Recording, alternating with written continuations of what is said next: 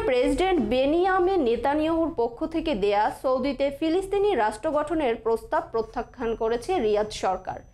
একই সাথে তার এই প্রস্তাবনার প্রতিবাদ জানিয়েছে দেশটি। রোববার সৌদি আরবের পররাষ্ট্র মন্ত্রণালয়ের এক বিবৃতিতে প্রস্তাবটি প্রত্যাখ্যান করা হয়। বিস্তারিত দেখুন ডেস্ক রিপোর্টে। বিবৃতিতে বলা হয়, ফিলিস্তিনিদের নিজ ভূমি থেকে বাস্তুচ্যুত করার বিষয়ে ইসরায়েলের প্রধানমন্ত্রী বেনিয়ামিন নেতানিয়াহু যে বক্তব্য দিয়েছেন তা প্রত্যাখ্যান করেছে সৌদি আরব। গেল বৃহস্পতিবার চ্যানেল 14-কে দেওয়া এক সাক্ষাৎকারে নেতানিয়াহু ফিলিস্তিনি রাষ্ট্র বলতে গিয়ে ভুল করে সৌদি আরব বলে ফেলেন।